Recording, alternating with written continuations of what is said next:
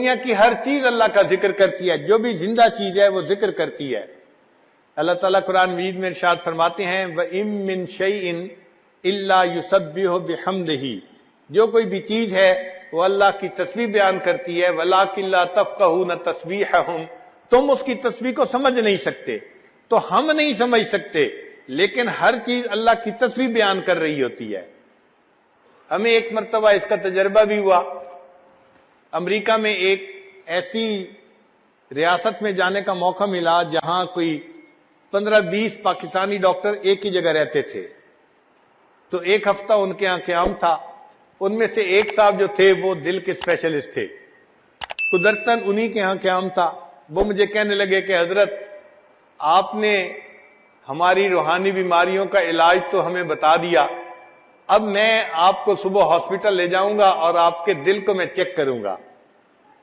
ہم نے کہا جی ٹھیک ہے، چنانچہ وقت تھا، ہم اس کے ساتھ ہاسپٹل چلے گئے۔ انہوں نے ہمیں جا کے وہاں ایک کمرے میں مشین کے آگے لٹا لیا اور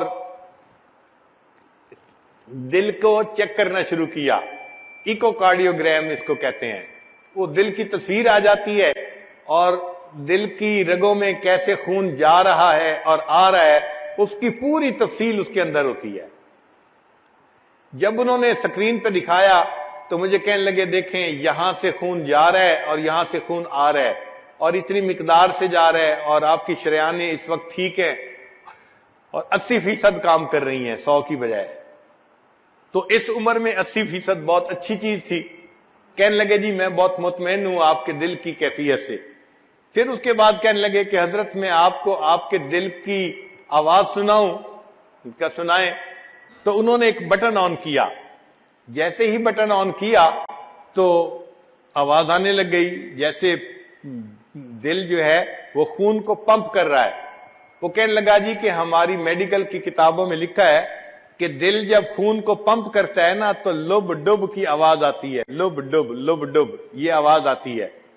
اس کو ہم نے بھی سنا، لیکن قدرتاً میرا ذہن دوسری طرف گیا۔ میں نے کہا ڈاکٹر صاحب اصل وجہ یہ تھی کہ یہ کافر لوگ ہیں، یہ دل کی آواز کو سنتے ہیں تو ان کو لب ڈب نظر آتا ہے۔ آپ ذرا غور کریں، مجھے تو یہ کچھ اور آواز نظر آتی ہے۔ تو وہ غور سے مجھے دیکھنے لگے، حضرت کون سی آواز؟ میں نے کہا یہ تو دل لب ڈب نہیں کر رہا، یہ تو رب رب رب رب کر رہا ہے۔ جب اس کو یہ کہا تو وہ بڑے حیران ہوئے، پھر کہنے لگے اچھا اس کو دیکھتے ہیں۔ پھر انہوں نے غور سے اس کو دیکھا اور پھر کہنے لگے حضرت رب رب کی آواز بالکل اس کے زیادہ قریب ہے۔ انہوں نے فیصلہ کر دیا کہ واقعی انسان کا دل جو خون پمپ کر رہا ہوتا ہے وہ آواز رب رب کی پیدا ہو رہی ہوتی ہے۔ میں نے کہا آج مسئلہ سمجھ میں آ گیا، اگر ہر زیرو کا دل جو خون پمپ کرتا ہے اس کی آواز رب رب پکار رہی ہے، اس کا مطلب یہ کہ جتنی زیرو دنیا کے اندر ہیں سب کے جسم اللہ کا ذکر کر رہے ہوتے ہیں۔ اللہ تعالیٰ نے تو قرآن مجید میں فرما دیا وَإِن مِّن شَيْءٍ إِلَّا يُسَبِّحُ بِحَمْدِهِ وَلَٰكِن لَّا تَفْقَهُونَ تَسْبِيحَهُمْ۔ تو واقعی بات ایسی ہے کہ ہمارا جسم اللہ کا ذکر کر رہا ہوتا ہے، باقی ہم خود اللہ کا ذکر کریں تو پھر کامل جسم اللہ کا ذکر کرے گا، ورنہ آدھا تو کر ہی رہا ہوتا ہے اور باقی آدھا غافل ہوتا ہے۔ تو ہمیں اللہ تعالیٰ کا ذکر کثرت کے ساتھ کرنا چاہیے تاکہ اس کے اثرات ہمارے دلوں پر مرتب ہوں۔ چنانچہ انسان کا یہ جو ذکر ہے یہ انسان کے لیے جان کی مانند ہے، روحانی جان کی مانند ہے۔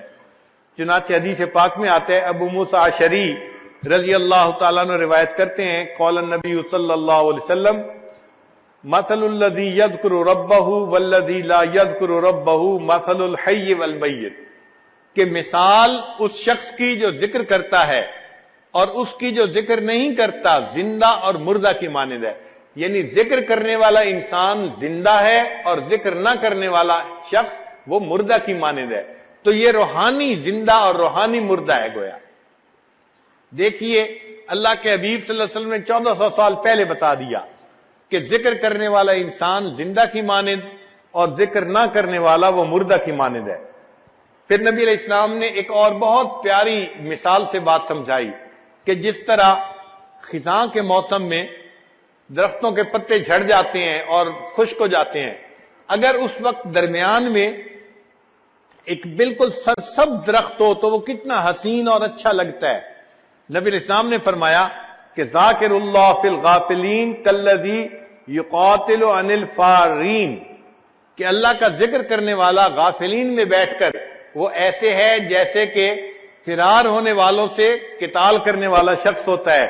وذاکر اللہ فی الغافلین کالشجرۃ الخضراء فی وسط الشجر الذی تحاط ورقۃ من الصریب، جیسے خزاں کے موسم میں بے برگ و بار درختوں کے درمیان سرسبز درخت ہوتا ہے، اس طرح غافل لوگوں کے درمیان بیٹھ کر ذکر کرنے والا انسان اللہ کی نظر میں یوں حسین اور اچھا معلوم ہوتا ہے۔ ایک اور حدیث پاک میں نبی علیہ السلام نے ارشاد فرمایا، صحابی اللہ عنہ کہتے ہیں کہ سمعت رسول اللہ صلی اللہ علیہ وسلم یقول ما صید سید ولا عضدت عظات ولا قطعت وشیجت الا بقلت التسبیح، کوئی شکار یعنی پرندہ شکار نہیں ہوتا اور کوئی ٹہنی نہیں ٹوٹتی مگر یہ کہ تسبیح کی قلت کی وجہ سے، یعنی وہ تسبیح جب کم کرتے ہیں پھر شکار ہو جاتے ہیں۔ اللہ کی شان دیکھیے کہ پرندے جب تک اللہ کا ذکر کرتے رہتے ہیں اس وقت تک کوئی ان کو شکار نہیں کر سکتا، جب ذکر میں کوتاہی ہوتی ہے، کمی ہوتی ہے، تو اس وقت ان کو گویا موت دے دی جاتی ہے۔ ابو الدرداء رضی اللہ عنہ روایت کرتے ہیں ما اخذ طائر ولا حوت الا بتضییع التسبیح، کوئی پرندہ نہیں پکڑا جاتا، کوئی مچھلی نہیں پکڑی جاتی مگر جب وہ تسبیح کو ضائع کرتی ہے، یعنی اللہ کا ذکر کم کرتی ہے، اس وقت اس کو پکڑ لیا جاتا ہے۔ انس رضی اللہ عنہ ایک حدیث پاک روایت کرتے ہیں آجال البہائم کلھا وخشاش الارض فی التسبیح، کہ جو بہائم ہیں، جانور ہیں، ان کی جو زندگیاں ہیں اس کا تعلق ان کی تسبیح کے ساتھ ہے، اور جو زمین کے کیڑے ہیں، حشرات الارض ہیں، ان کا تعلق بھی زندگی کا ان کی تسبیح کے ساتھ ہے۔